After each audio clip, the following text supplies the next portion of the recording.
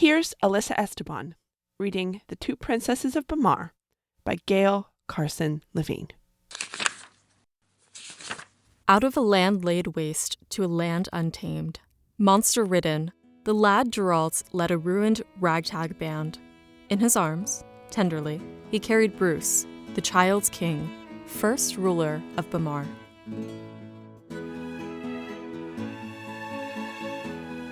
Welcome to Pages Past, the podcast where we visit the Library of Memory. I'm Genna Buck. In each episode, I invite a guest to choose a book from their far past to read and discuss. Through conversation and close reading, we'll find new meanings in our old favorite books. Today, my guest is Alyssa Esteban, host of the Breakfast in Beauclair podcast, a global podcast covering the Witcher book series and Netflix show. I also know Alyssa, as you might, from her incredible work as a frequent and very funny guest on The Newest Olympian, a Percy Jackson podcast. Alyssa, I am a huge fan of yours, and I am so excited to dive into the book you picked. Welcome to Pages Past. Thanks so much, Genna. I'm so excited. I reached out to you to see if I could talk about The Two Princesses of Bamarre, and I cannot wait. I'm just so stoked. I was so tickled. I can't tell you. I think you might be the first person who came to me. So I was so tickled that you got in touch. And I also really like your pick, The Two Princesses of Bamarre by Gail Carson Levine, who I know from Ella Enchanted. Before we go any further, let's rewind to the conversation we had before we started rereading. Here is a little bit of my earlier conversation with Alyssa. I'm wondering if you want to start just by telling me a bit about your story with this book. About how old would you have been? About what year would it have been? So Gail Carson Levine's The Two Princesses of Bamarre came out March 20th, 2001. So when it came out, I would have just turned 9 years old, like a few days before it came out. And which also means it probably would have come out in the Scholastic Book Fair later that fall. I absolutely adored it, and is the kind of thing that, you get pocket money or a small allowance from your parents, and I would be able to go pick out like a book or two. I read so much as a kid. I was always attracted to like fantasy and things like that. So I would probably guess that the cover seemed very good to 9-year-old Alyssa. What stuck with you? What made you want to revisit this book? What was in the content that spoke to you? There are scenes even now that I still remember from it, and I have a horrendous memory. But there's a song that plays at some point, and the scene associated with that song and like the meaning of it, like I can still remember the lyrics. So like twist and twine, twist and twine, twist and twine, your days with mine, your years with mine. And it's like the idea of coming of age, of female empowerment, of being able to accomplish things on your own against all odds. Like that's something that meant a lot to me then. That just has continued to mean a lot to me over the years. I also still have the book. Oh, wow. So it has been with me through every single apartment I've lived in. Like when I went to college, I brought it with me. Everywhere I've lived after college, it's come with me as well. So it's still actually in my apartment now.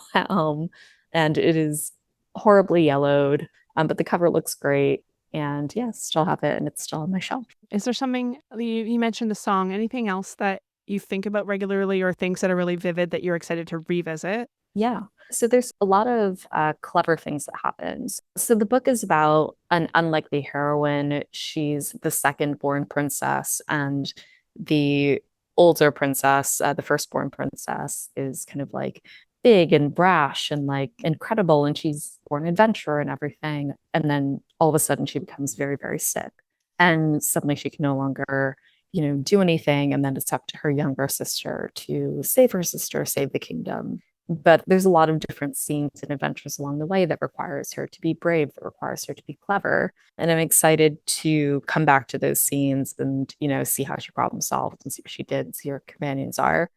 There's a lot of things now that I really love. Like I host and produce a podcast about The Witcher. So I really love clever and fun ensemble pieces like that. So things like The Umbrella Academy, early sex education, that sort of stuff.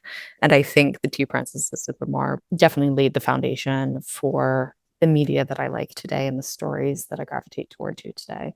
And is it that camaraderie and the adventure aspect of it that really does that? Yeah, absolutely. Like I think the more media I've watched, like we just finished Schitt's Creek, we're watching The Inbetweeners, and it's just like ensemble stories or things that, I really enjoy, where everybody feels very complete and everyone has their own kind of like goals, and you see multiple people develop over the course of the book or the series or what have you. And I find those incredibly compelling when you're able to like cheer for a number of different people and you see how their relationships enable them to grow and enable them to, I guess, discover more about each other and themselves along the way. That's so interesting. It sounds a little bit like this book may have helped plant the seeds of like almost like a sitcom lover or a certain kind of show lover. Yes, I also I have such a low tolerance for like horror thrillers. Can't do it. My preference is also for media that is intended for kids because I'm a wimp. Yes, Yeah. yes, yes. Big feeling, yeah. This came into your life when you were 9 years old. What was a 9-year-old Alyssa like? What was going on in your life when this book came into your life? I guess as a kid, like I really didn't have a lot of friends, and I think that also shaped the kind of elementary school student I was, the kind of teenager I was before I moved to public school. And I think just always feeling a little bit on the outside, I think was something that I really struggled with. And so I think that contributed to really enjoying fantasy worlds and enjoying like people that had robust friendships. So I was like, oh, what's that like? I don't know. Like I did have friends, but I think in that kind of like counterculture, like alts sense, we weren't very, you know, mainstream, or we had like interests that were a lot different from our peers. Yeah. This isn't at least obvious to me in the themes of the book until I'll reread it. But, especially as a person of color, growing up in a very like Irish and Italian Catholic community Yeah. that was very different. So like having to, figure out my identity around that age, not really understanding where I fit in that community or what parts of my identity stood out. That wasn't really something that I grappled with or I could really focus on at that age. And it didn't really come into light until I was a little bit older, I think. You would feel it more than understand it, I think. It's part of your life. Yes. And I wouldn't be able to verbalize it, not at that age, yeah. Yeah. This is one of the most common things that people talk about when they talk about the person that they were when they had a book come into their life that was important to them. So many people describe experiences of lacking friendships or being a little bit on the outside or feeling a bit lonely or feeling like you don't fit in. I'm interested to see if any theme related to that emerges as we read this book together. I'm wondering if you have an off-the-cuff idea of what theme you might want to read through or what theme might emerge. There's a lot that the protagonist, Addie, she has a certain view of herself that she then breaks. There's a lot of assumptions in what she believes she can and can't do and the role that she's meant to play in society alongside her sister. And then when all of that is taken away from her, she has to redefine herself through the trials that she kind of undertakes throughout the kingdom. Thematically, that discovery of self have been interesting to me then. And then there's, a lot of experiences that I've had now by the time I'm now that I'm 32 that certainly resonate with me. And I think when I go back to read the book, there's going to be a lot of things that jump out to me. Yeah, I know. I was wondering if you have one or two that really stick with you that you're excited to revisit or that you might think won't hold up. Yeah. There is a scene where she's trapped by a dragon and has to kind of like figure out how to get out of that. And, since then, reading so many books about dragon, like The Witcher has so many dragons in it. Yeah. So many clever dragons and beasts in it that I'm excited to see and remember what that scene was like for Addie.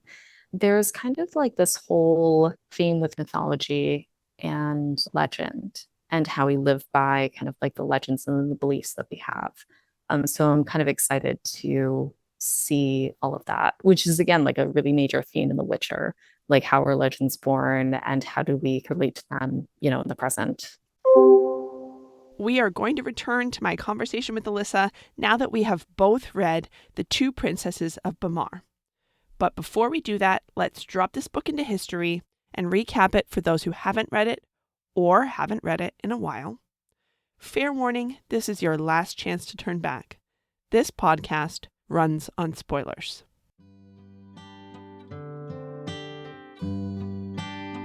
The Two Princesses of Bamarre is a middle grade book published in 2001 by Gail Carson Levine, who is best known as the author of Ella Enchanted. It tells the story of fearful, shy Adelina, called Addie, and her brash, brave older sister, Meryl, who are princesses in Bamarre, a fantasy realm beset by monsters and, for centuries, a terrifying, always fatal disease called the Grey Death, which took the girls' mother when they were very small. According to an old prophecy, the cure will be found when cowards find courage and rain falls over all Bamarre. When Addie is 16 and Meryl is about 17, the girls defeat a specter, an evil spirit that can transform into anyone's likeness, and as a reward, they get to make it give another prophecy. Meryl asks when she will go on an adventure. It answers, you've just had your first adventure, but your next one will not be what you expect. It won't say when, but Addie thinks she knows when. She has made Meryl swear that she will not go out on a quest until Addie is safely married, and privately Addie promises that she will never marry, so her sister will always stay home and be safe. However, Addie seems to be falling in love with the handsome, otherworldly Rhys, who is a human-like, but not human, apprentice sorcerer who lives in the castle and works for their pious, somewhat useless father. Bamarre's culture is based around epic poems that tell the story of their community's legendary founder, Drualt. As a young man, Drualt is said to have slain a dragon, Yoon, that was terrorizing the kingdom, but he disappeared after his true love, Freya, was killed in a battle after cowardly villagers hid and refused to help. Meryl comes down with the terrible weakness that signals the beginning of the Grey Death. She has a few weeks to live. Addie, despite her many fears and lack of a plan, sets off on a quest to find the cure for the Grey Death. On the quest, Addie gets a prophecy from a specter, saying dragons and fairies know the cure, but a dragon will be easier to find.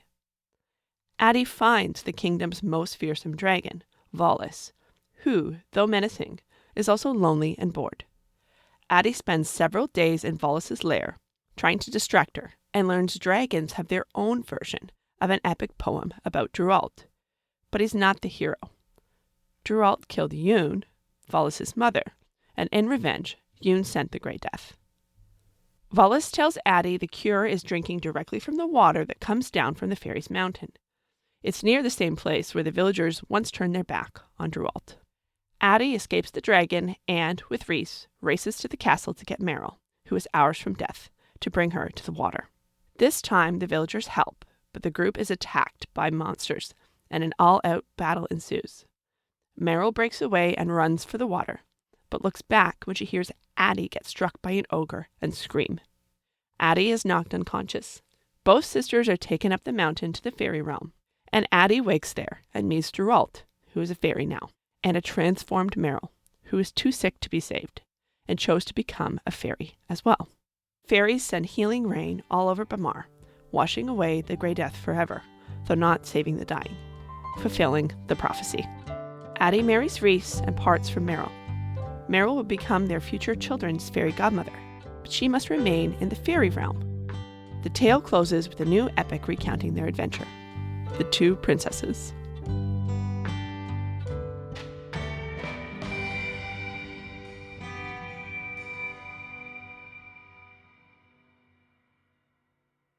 Now that you're up to speed and Alyssa and I have reread the book, let's get back to our conversation. This book passed me by in my youth, and I was so excited to be introduced to it. It's got a gorgeously built world. It's got such compelling characters, and I can think of, I didn't read it when I was young, but I really imagined that if I was young when I read it, I would have related so much to the protagonist, Addie, who suffers from many fears. Was there something about how you were doing around 10 that made this book speak to you? I don't even know if people would relate to this or if they would find it offensive. I will just preface with that. But I relate to being a tabletop role-playing queer, you can see the trajectory from the child that needed this book to where I am as a human being now. I know what you mean by that. There's Yeah. something just a half turn different. It's whimsical. Yes. It's offbeat. Mm-hmm. And it's a protagonist who feels a little outside of her world, right? She's very kind of ensconced in her status quo. She's very paralyzed by fear, and making that transition from being a child that's being looked after, even pampered in the environment of a palace, to having to go out into the world on a quest, which is very tabletop role-playing game. Yeah. Everybody's in the tavern cozy, and all of a sudden, something happens, right? Yeah, I think especially being young and just raised in Catholicism and raised in a very cultural household. My parents are both Filipino. We come from, as the country does, a colonized and Catholic background. So there's a heavy amount of religion that's deeply embedded in Filipino culture. There's a lot of structure and a lot of expectations that seeing somebody rise above their status quo and their station, I think, is also something that I found very compelling. And I think something that I continue to want to push and aspire to, even as an adult. You said that this book planted the seed for your love of fantasy. And you now have an incredible body of work looking at the fantasy genre in Witcher. Did you experience that fantasy lover's joy this time? And where did you have that happen in the text? Oh, absolutely. Specifically, when Addie makes the decision, I'm not going to leave this to chance. I'm not going to leave it to my father. I have to be the one to do it. And just embarking on the hero's journey and choosing to be challenged and choosing to aspire to greatness unwillingly, that I think was something that made me excited. And the other part that hit me emotionally was at the end of the book when they're running toward the waterfall and they're fighting and there's so much tension and joy and urgency, and it's just this onslaught of emotions. Meryl is literally moments from death and laughing, running into battle. There's so much about that I think encapsulates why fantasy is so beautiful and why the human experience can be felt at all different ranges in the same moment. And I think there's something so beautiful and powerfully unique about that. There's so many moments, across The Witcher and other fantasy series that have the same conflicted feelings, but fulfillment in them as well. The epic nature of it really hit me this time. And I think the way you describe it is great, especially those last moments when there's triumph and joy and imminent death at the same time. And you're able to feel all of those things at the same time, which you just don't get every day. It gave me such intense feelings. And the moment right after that, where I think it's like an ogre maybe sort of attacks Addie and she screams and causes her sister to just briefly turn back and miss the window of being able to save her life. Man, that is an epic fantasy moment. And amazing to have that in a book that's kind of for little kids. Yeah, I think it was interesting reading this book as an adult, and I think also reading it in the context of the work that I do now. So I recently read a screenwriting book called Save the Cat, which is excellent, by the way. I highly recommend it. But I think especially with that floating around in the back of my head, I was being a little bit more critical or observant of the text. But what amazed me when I was reading it is how efficient it is. Because there's really only a couple of major set pieces. There's really only two that make up the majority of the book, and that is Addie in the wilderness where she comes across the mimic, and then her time with Valis, the dragon. That's the whole book. But everything that you need to know is set up in the beginning with the exact payoff you need. It felt like a little bit of a children's book masterclass in seeing how efficient the writing was in connecting the plot points and watching how the scenes would change from kind of highs to lows. And again, that scene in particular, that final battle, you get that arc of we're winning, Addie causes her sister to turn back. She's picked up by the dragon, kills the dragon, is about to pass out, and then rain starts falling and it ends. And it's so tight and so efficient, but so powerful. And I really admired that on a reread as an adult. From a craft perspective, right? Like you have a better, like just appreciation for the skill, for the restraint and the control that it takes to pull that off. I think harder than writing like one of those doorstop size fantasies. Yeah. Right? It just has to be, you're right, efficient is the perfect word to describe it. Is there anything else that hit you very, very differently as an adult? Well, I think the thing that slapped me in the face very quickly was the fact that like Addie and Riss and everybody, they were like 17. You know, as a 10-year-old, it's just like, oh my God, they're so old. Like, do I expect to be married at 17? Yeah. And I'm 32. And it's just one of those things where, like, I think, again, reading like Harry Potter, Percy Jackson, and other, you know, tween middle grade books, they're always about this age. And then reading it again, and it's very explicitly in the text, Riss was basically 17. He's 78 in sorcerer years, which right. I don't know how I'm supposed to interpret that. It's just one of those, it's a yada yada fantasy moment. But like I teach that age group, you know, I teach like 19 to 22-year-olds. And to me, they're kids, they're babies. They're just brand new. They just got here. So a 17-year-old, wow, the bravery.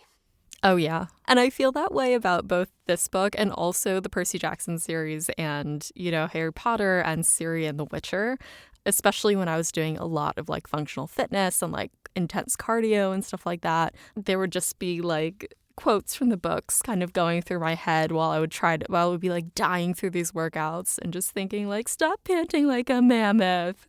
And I would keep working out and I'm being like, if 17-year-old demigods can do this, why can't I? Okay, I need to try to pull on some of that. Maybe that could motivate me to exercise. Highly effective. Would recommend. One of the things you also talked about when we first connected was about how in a good fantasy story, each person is someone that you can cheer for. Each person has an arc and feels like a complete person and has their own journey that they're on. Were you drawn to the same character this time, or was there a particular character, you know, that struck you differently this time in terms of I want to cheer for this person and I am allied with this person? Yeah. I think a character that I sympathized with more on this read was Valis, the dragon, and being able to, I think, appreciate her life and what she is. And yeah, I think that's a sign of getting older. Valis is an endlessly fascinating character. An incredible little turn to have her own epic story where it's the opposite of what they have, because the humans, you know, slaughtered her mother and she is like this hated sort of villain and monster and does all these things, lashes out at the people who are unfortunate enough to cross her path because she's so lonely. That's such a compelling characteristic in a villain. And to put in a dragon. Yes. I love a scary, sociopathic, evil, sadistic villain, but I love a vulnerable villain. I think Valis is so interesting in that way. Another thing we talked about was the friendships. When you're a kid and you're reading, you're escaping into a world that feels better than your own world, that feels comforting in a way, and that this was something that you longed for as a child, the intense friendships that are depicted in this book. And did you have that this time? Yeah, absolutely. I think Addie's relationships with her sister, even with Milton and Bella, her relationship with Riss, which I think is probably one of the earlier like concepts of falling in love. And again, even though the book is efficient and kind of expedited, like there are moments and passages where Addie really talks about kind of what she's feeling and the nervousness and like what having a crush on somebody feels like. There's still like a joy reading it as an adult and like seeing what first love feels like. And I thought that was very fun.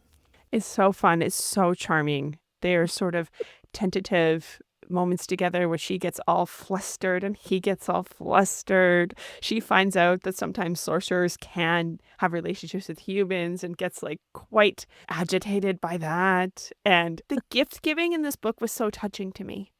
I really love that. I think as someone who loves to give and receive gifts, like I love to give gifts and I love to be given thoughtful gifts, I thought courtship by gifting was portrayed in such a cute way.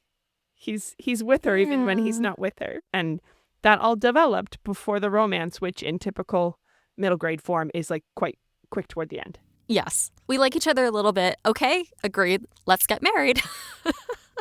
It's a little medieval. Also makes sense in terms of there's an arc and her marriage and the anticipation of her marriage was an important thing for her relationship with Meryl. So this is a great don't try this at home, kids moment. Yes. Yeah. Yeah, what's essentially a schoolyard romance. It very quickly becomes legally binding. There's a cute little excerpt there that says, Rhys was a prince and I was now sorcerer's wife. It's like a cute little efficient way to just send it home. And I like that stood out to me on this read. I loved that they tie it, everything getting sort of tied up in a little bow. It's really sweet. Did anything surprise you or was it just different than you remembered or anything that you had forgotten?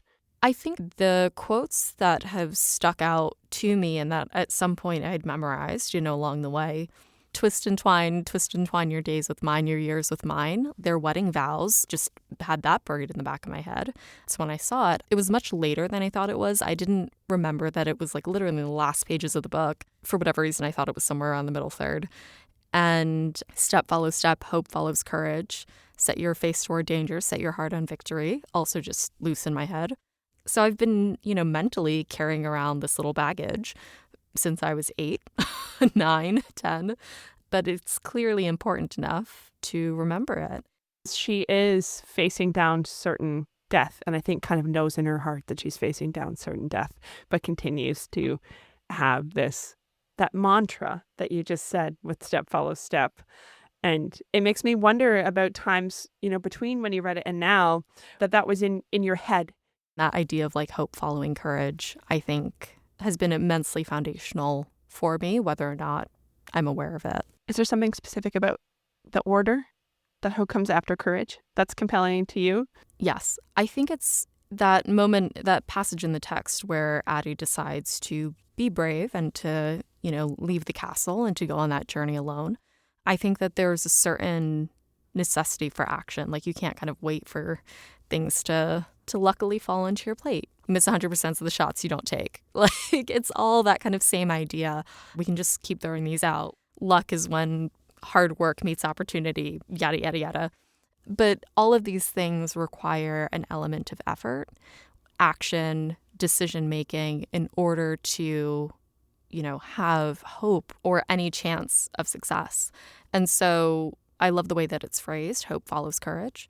It's a bias toward action, right? Do something. If you're not sure what to do something. Yeah, and that's not everybody's way. I really like that. Thank you so much for sharing these memories with me. Anything else that came up? Any memories or feelings about the past that came up in the course of you reading this? So sometimes these things can take us back. Yeah. I mean, when I used to read all of these books as a child, I had pulled away my bed from the wall because there's an outlet there. And I put a nightlight in the outlet behind my bed so I can lay in bed and like read books by the light of the nightlight. And yeah, reading this, just took me back to doing that, being under the covers and secretly reading things when I was supposed to be sleeping.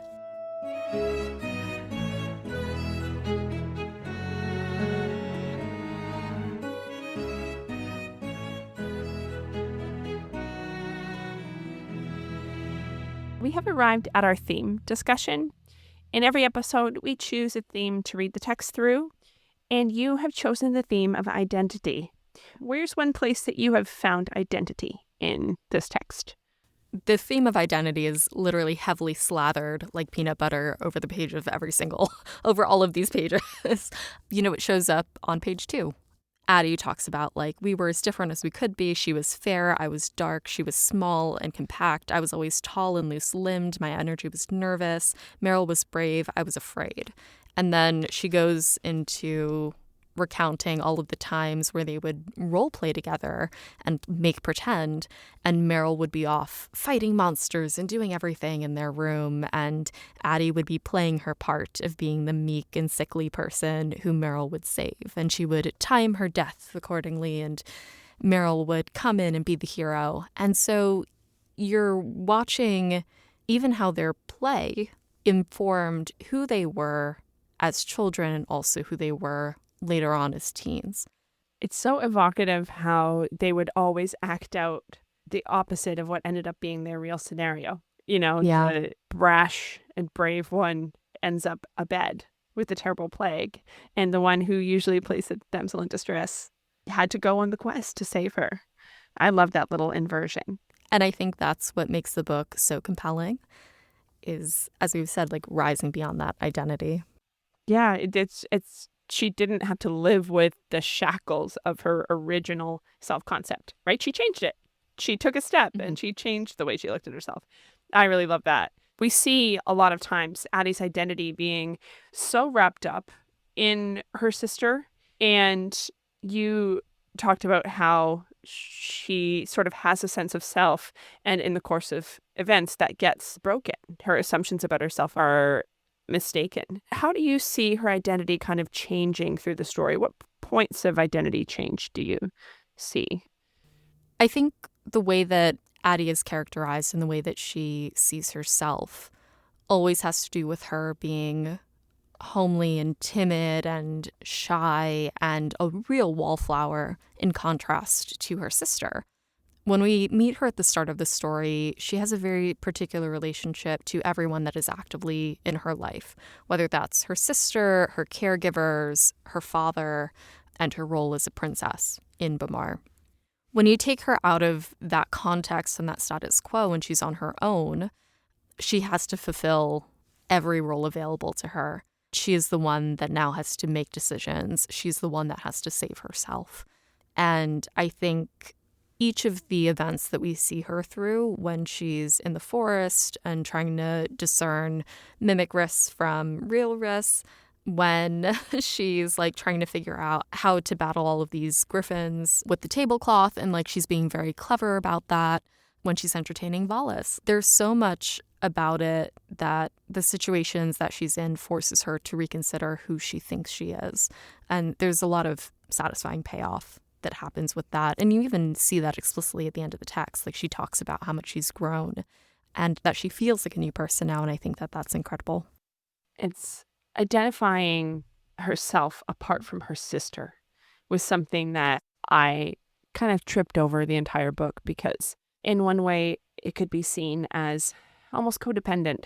Her identity is very wrapped up with her sister's identity. Before the inciting incident of Meryl becoming ill, they encounter a specter or a mimic, and gives this prophecy that Meryl's next adventure won't be what she expects. And it's obviously said in a really evil way, and Addie knows that it's something evil. And they have this vow between them that Meryl won't go out on any adventures until Addie is safely married. And Addie has this thought, okay, I'm never getting married then. I'm going to coop up my sister forever, which is another way of saying, like, I'm never going to define myself apart from her. You know, I will always just be stuck to her like glue for all of my days. And later when she's on the quest, she says to herself, I'm the wrong sister for this. Something about those two moments really stuck with me, because it's the painful part of forging your own identity. Separating from your family of origin and forming your own identity.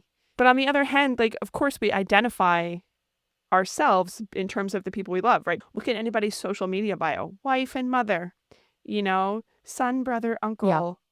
It's okay to have that as your identity. So I felt very mixed feelings. What did you make of this vow? I see the child's logic in it. If I don't do this thing, the bad thing that I don't want to happen won't happen. So therefore, I just won't do it. It's very linear. Like, I see where she's coming from. At the same time, the reason for it is really just she's driven and fueled by fear. Like, that is her primary MO the entire beginning of the book. She just doesn't want Meryl to be killed. She doesn't want Meryl to have to face danger or be in peril. And it's one of those things that, like, again, as a sister, as, you know, a partner, I get that. Like, I get not wanting someone you love to go out and be in danger. And that is just a part of being in relationships and a part of having to let go and watching people, you know, be free and live their own lives. I have been in codependent relationships before and abusive relationships before, and you don't really realize when you're in it, like, what is happening to you and what is happening to your relationship. And it's really hard to kind of see the forest for the trees and all that. So being critical of that relationship and understanding that, you know, this isn't a healthy relationship for her to have with her sister is one thing. But, you know, on the other hand, if she's like 16, 17, I get it, you know? Yeah, it's framed as I want Meryl to be safe, but it's also very much I just don't want her to leave me. I don't want her to grow up. I don't want to be without her. I don't want anything to change. Question back to you, I guess. Do you think that her independence is fully realized, or do you think that transfers from Meryl to Rhys? You know, that's a really interesting question because I don't know if I trust a 17-year-old, as far as I can throw them, to form a relationship where each person is going to be fostered in their independence and their dreams. I mean, I don't necessarily trust adults to do that either, so. No. Assuming that you discount sorcerer years, it helps that they're of an age and there isn't that dynamic of almost like a parenting type relationship and a romantic relationship because someone is so much older and so much more mature and sort of shepherds the other person and very much interferes with their independence. We don't really see that. Yeah. And I don't know that we have patriarchal marriage in this world. I don't know that he would be having like the authority of a husband over her. And their dynamic up to that point is playful and sweet and mutual. So I hope not. I hope that she doesn't transfer the codependency from Meryl onto Rhys. I say Rhys. I guess it's Rhys. I'm not sure which. That's the one thing about fantasy books is that all pronunciation assumptions just go out the window. Who knows how Bamarrian is pronounced, right? We're just making our best guess. Well, that was the other thing on my reread is in my mind, it was always Dralt. I think I mixed up some of the letters as I was reading it. And then I read it again as an adult. I was like, oh, that's Drualt. I did the same thing I pronounced it as a child, Cyrus Black, because I had only seen it when I was reading. And then, you know, hearing it's Sirius. I was like, is it? I had that with Hermione specifically because in the fourth book, she tells someone how to pronounce her name. Victor Crumb, I think, yeah. The emphasis isn't shown. So I thought from that point until seeing the movie, I think I thought that it was Hermione. Yeah. But to answer your question, you know, I pulled this bit from the end that really struck me, which to me showed that she had matured and she was ready to let go of Meryl and let Meryl be on another plane from her. Not exactly dead and gone, but on another plane. In their last scene together, Meryl says to her, you don't need me anymore. And Addie says to herself, she was right. I only wanted her, which is very sweet. That's love. Love endures even after death. But she has really maturely understood that she has to go be her own person. And I hope that would continue, even in the face of teen marriage. It's a fantasy children's story, so it does, you know, feel complete. I think that's me with like an adult lens and bias, questioning if I did see this IRL, would I be confident in the codependency? This is very much like me projecting. It's like, can you overcome codependence and like abusive behaviors and really heal? I think is something that I would sincerely hope for anybody and also myself. Yes, here. I completely agree. And I do think it's possible. It takes work. Any kind of change takes a lot of work. Yeah. But we do see this kind of happening in the text. And I think it ends on a really hopeful note and a really beautiful, though bittersweet note. Mm-hmm. One other place where I see identity is how the community builds an identity around texts. which I thought was such an interesting thing to see represented because it's obviously something I care a lot about. I know that like we carry texts throughout our lives and we do build identity and community around text, whether that's a sacred text like a scripture that's part of your religious tradition or a canonical text in your fandom like the Witcher books or a foundational text like a community legend or myth about who you are as a people. And we see people in these books, referring to texts, and we see the king with his little book of sermons. And then also they're always talking about Geralt, who we even hear may not even be real. They think he might be mythical. Johnny Appleseed, the stories about Jesus, like that is kind of the role that Geralt plays. And she draws on Geralt when she's embarking on a quest. She draws strength from some words from Geralt. And she also laments that her father is not like Geralt. And she's saying, if he was like Geralt, he would somehow overcome death. He wouldn't let his daughter die of an illness. I kind of have mixed feelings about this scene. I can't decide if the text is serving her in this moment or if Geralt is in some way a problem. This figure looms so large and this idealized man that no real man can live up to. What do you think about that? So I think two immediate things come to mind. The first, long story short, I was for about a year or two part of a Stoicism practice group. There was also an adjacent group that specifically focused on Stoic texts and applying Stoicism, like ancient Greek Stoicism, to real life. We read Meditations by Marcus Aurelius. If you read that without cultural and historical context, it makes it sound like Marcus Aurelius was just this amazing man who could do no wrong. And, these are powerful words to live by. And I am a person of conviction and value. And you should be like me. So a lot of that context gets stripped away. And it's just like, Stoicism means taking a cold shower at 4 a.m. every day.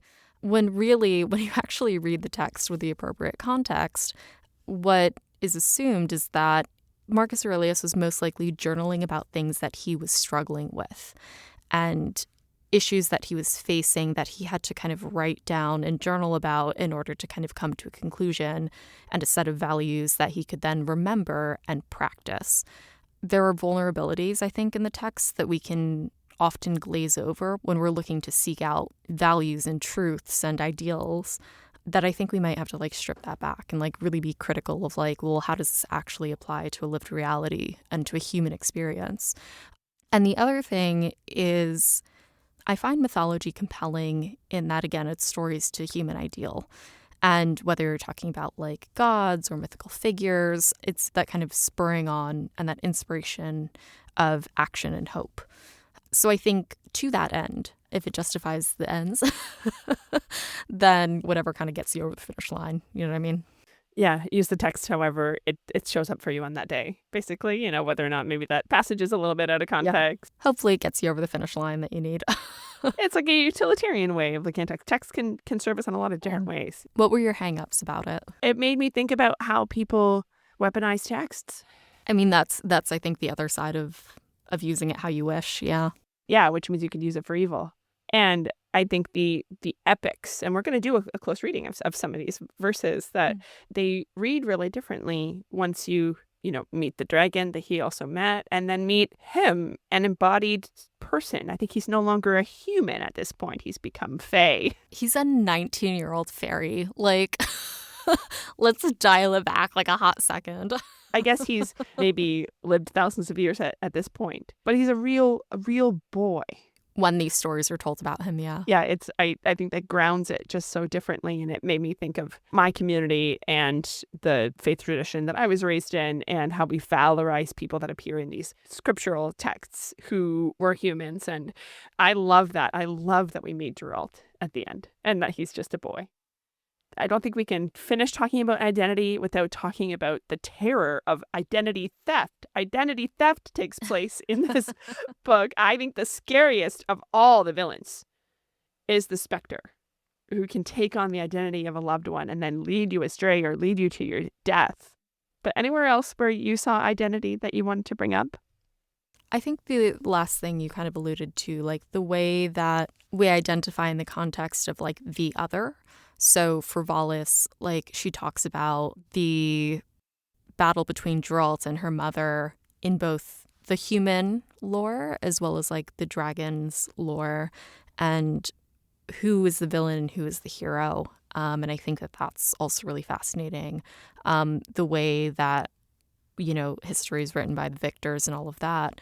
And that in and of itself creates like an identity and a cultural identity. And we've talked about mythology that creates the foundation for the rest of the community. Yeah. One thing that I thought of is how grief gives us and loss gives us like identities and labels that we didn't ask for. And that I think that is something that Addie's kind of going through. Her identity is very wrapped up in being a sister. And when you become bereaved, you take on an identity: orphan, widow, survivor, the left behind. You know, you kind of become othered when you become bereaved, as well as, you know, being without your person. It made me think about moments of grief and the selves that we take on when that happens. Yeah. I mean, there is a moment where Meryl says to Addie at the end of the book, fairies don't have sisters. That's just crushing. She's like, your kids will have a fairy godmother, and it'll be the first time in ages that that's ever happened, but we won't be sisters anymore. That's such like a crushing line to get to, but again, bittersweet in the moment because there's a lot of opportunity and hope after that.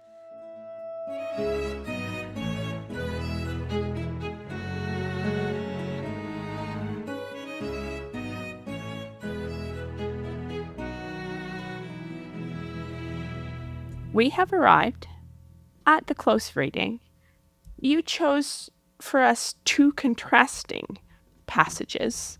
And what a wonderful treat to have a fantasy reader read one of those classic fantasy passages where they're doing some epic poetry. I would like to know from you, first of all, what jumped out at you from these two passages? What made you want to do a deep dive on these? I think Witcher author Andrzej Sapkowski has trained me quite well to go look for repetition in the text. He's a big fan of using that in his work to drive home themes, concepts, even just phrases. He likes to inject that into the text. And so coming across this passage of an epic poem in the middle of the book and then reading it at the end, or actually I think it was the reverse, because I knew the ending passage so well, when I read it in the middle, I was like, oh, this is an inverse of something that I'm already familiar with. And one of the practices that we always did in my freshman year XBOS class in university, the TA that I had for that, the questions that she would always ask would almost always be compare and contrast essays, always with the question, to what extent, you know, do these passages agree or conflict about, you know, X, Y, or Z? All of these kind of practices jumped out when I read these two excerpts, and I thought that they would be a great thing to discuss. So just to orient ourselves, in this first passage, Bella, the governess, is reading to Meryl and Addie from Geralt, and their elf caretaker, Milton, is looking on. And Meryl is in her sickbed in the early stages of the Grey Death, and they're listening to a little bit of this epic poem. Would you read us this passage?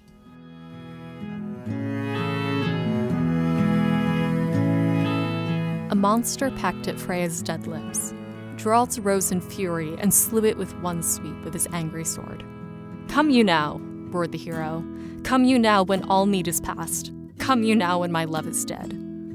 Frightened, the villagers drew back and whispered among themselves, their voices dry as salt. Geralt told the crone, Bamarre will see no more of me until the timid go forth with the strong. But while her heroes still fight alone, Bamarre will see no more of me. Geralt went then into the mountains, carrying Freya, bold spirit, lost love, and he was no more seen in Bamarre. Now, when the spectre haunts, or dragon flames, or ogre attacks, or griffin descends, Bamarre fights alone. Geralt, the laugher, tall among men, is gone. But the tale has not run out, not yet. So be brave, Bamarre, go forth, Bamarre, the timid with the strong. Let not your heroes fight alone. Then one day, in the spring of the year, when monsters are hunting, a hero will come, a laugher, tall among men. Geralt, hero of Bamarre, will return. So rise up, Bamarre, be brave, Bamarre, be worthy, Bamarre, of your hero's return.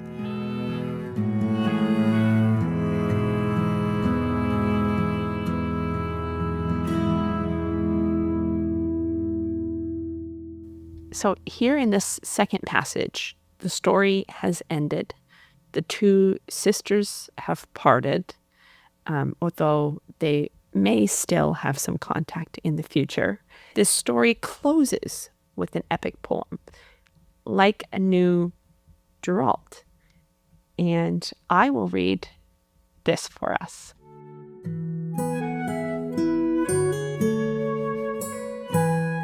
The sisters embraced, and then they parted, their faces tear-washed.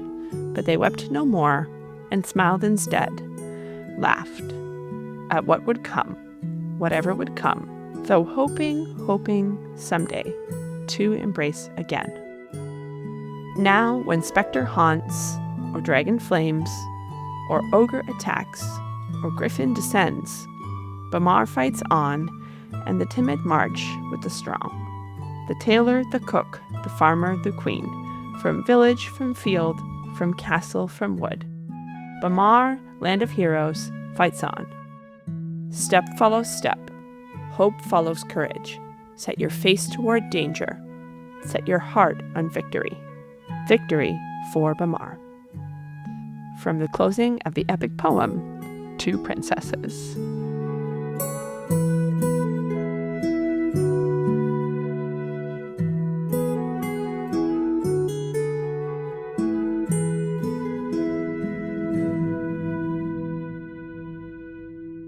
So I thought that we would do a reading practice called Florilegia. This is a reading technique that I learned from the podcast Harry Potter and the Sacred Text, but it is a very old practice. It comes from a practice called commonplacing, or keeping a commonplace book. These were books that people in the past, specifically from the 17th to 19th century, would write down important information. It is where people would compile quotations from other books and from scripture, from poems, and especially from psalms. But they would also put other random information in there. Many commonplace books that are in collections today also have scribbled in the margins like unit conversions and things like that, just things that people wanted to have on hand. But what made the practice of commonplacing evolve into a reading practice is how it would put together meaningful excerpts from different texts, and they could then be read in a different way together. And Florilegia really means flower gathered. So we're going to sort of gather a flower, gather a little piece of text from each of these two excerpts that we've chosen. We're going to put them in conversation together, and we're going to see what we can find. So from this first passage, what jumped out to you? So I think putting these in contrast with each other, from that first passage, Geralt says, "Come you now when all need is past, come you now when my love is dead." Versus in the second passage, step follows step, hope follows courage.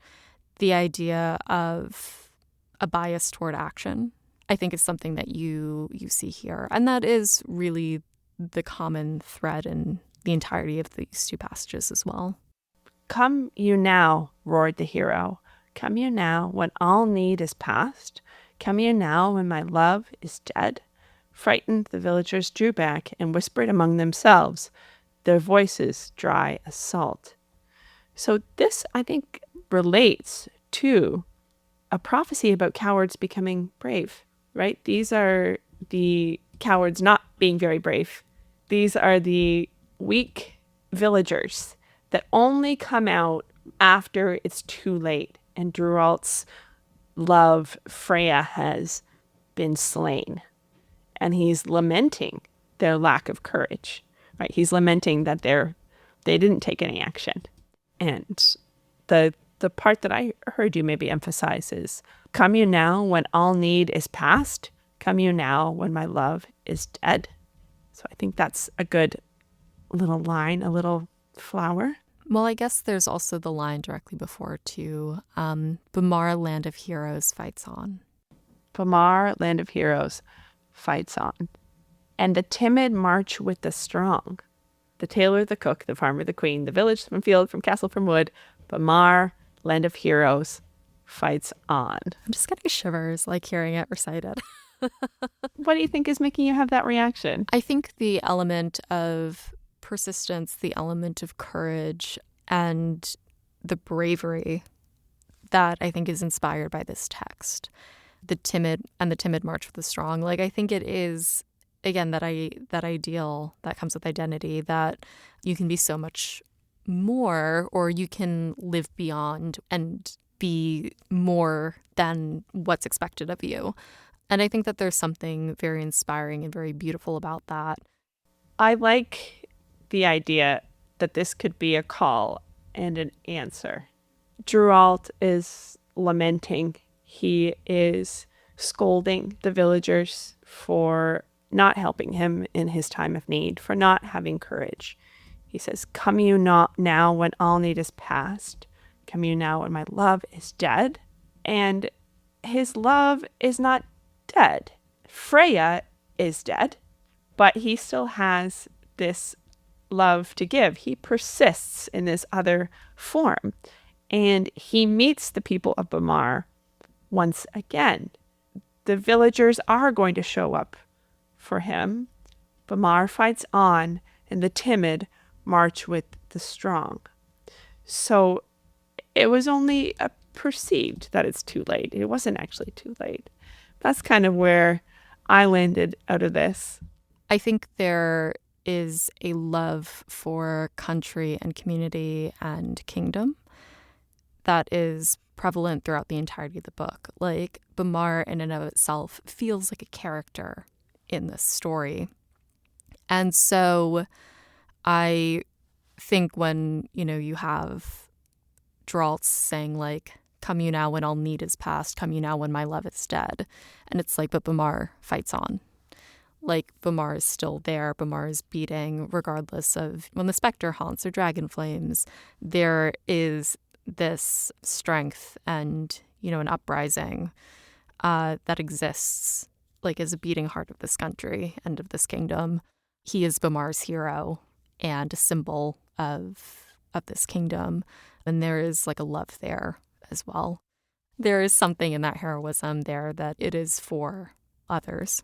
Yeah, I love that idea of sort of nationhood. Bamarre is having a moment of forming as a nation, that maybe these people prior to this, like, this is ancient times, right? The original epic describes something that happened in ancient times, and maybe these were kind of warring factions. Bamarre didn't exist yet. They weren't necessarily neighbors. They were just people that had been displaced into the same place. Maybe they didn't have the spirit of Bamarre because they were becoming Bamarre.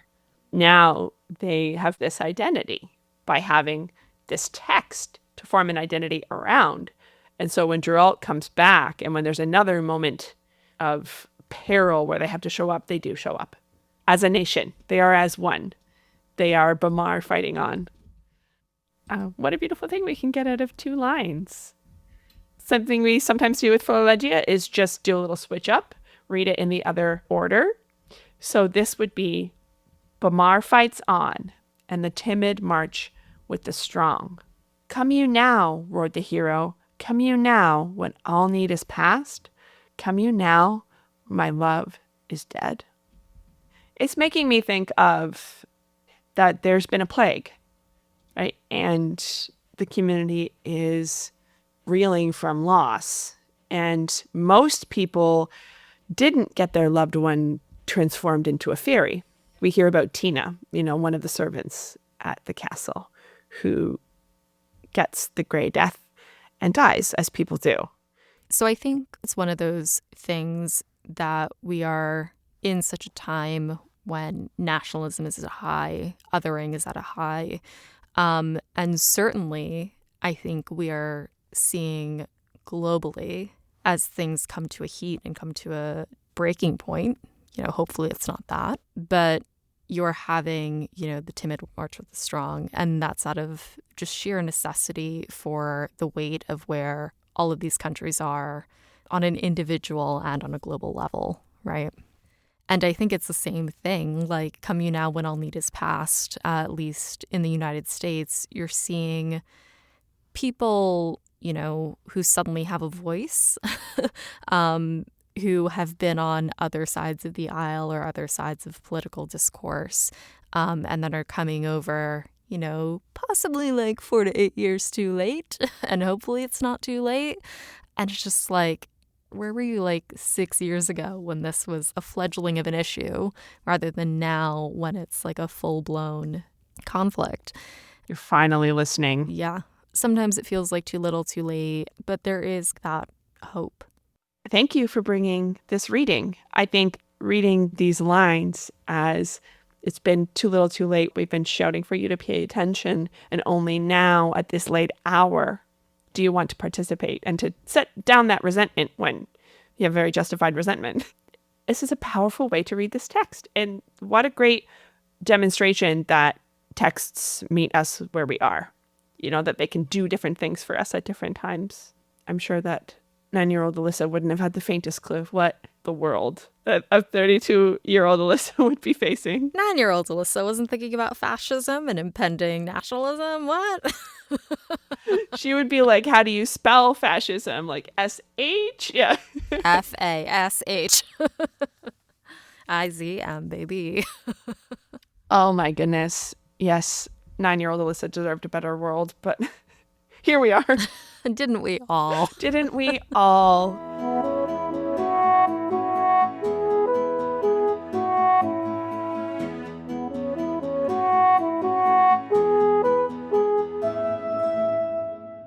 We're nearing the end of our time together, and so it's time for our closing questions.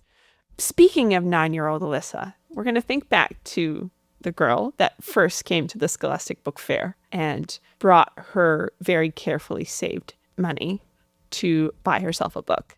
This is called past life homework, which is to say, if 32-year-old Alyssa could go to the book fair with adult money, what book or text would you like to put in the hands of that 9-year-old Alyssa, if you could? Oh my God. Adult Alyssa has tech salary now, so $4 book, get like 100 of them. Let's do it. Awesome.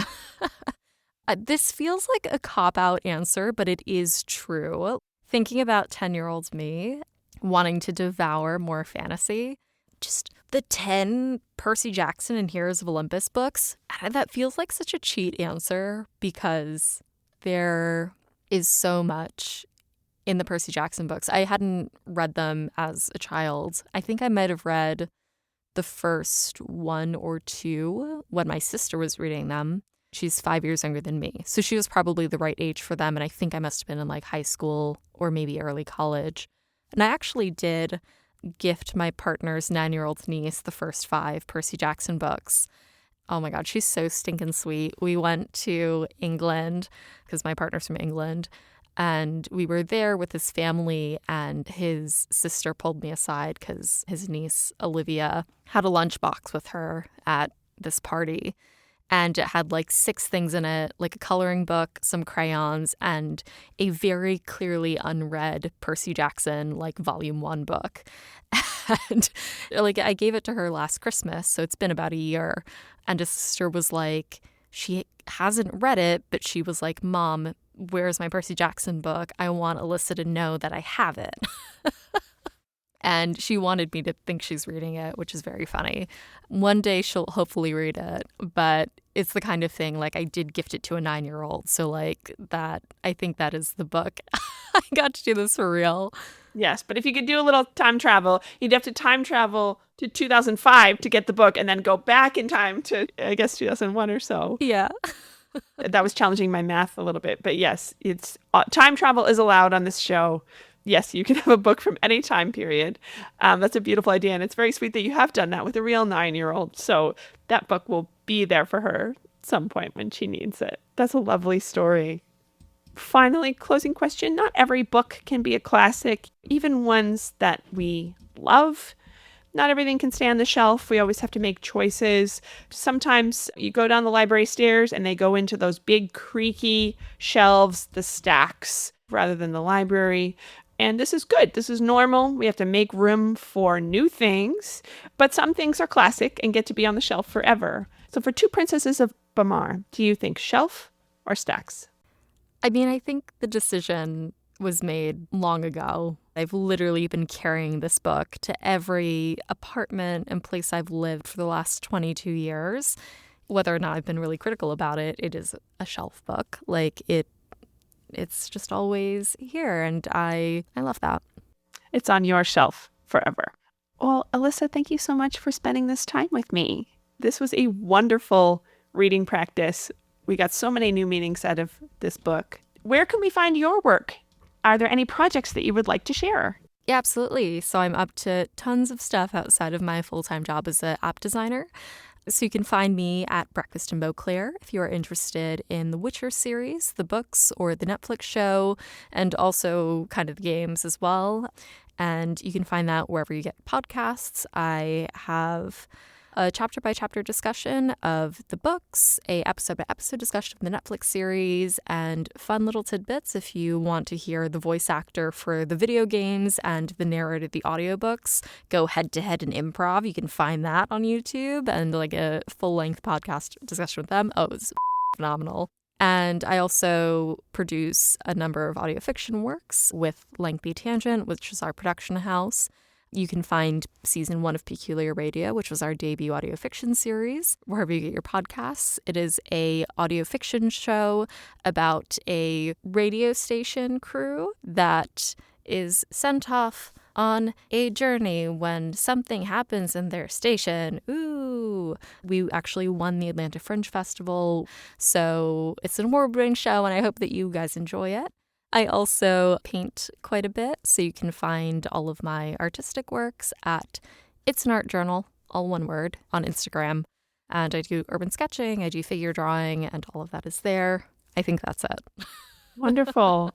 You've just given our listeners so many wonderful things to explore. Peculiar Radio sounds right up my alley. I hope you guys will all join me in listening to that. Thank you so much, Alyssa Esteban. This has been wonderful. Thanks. Thanks for having me.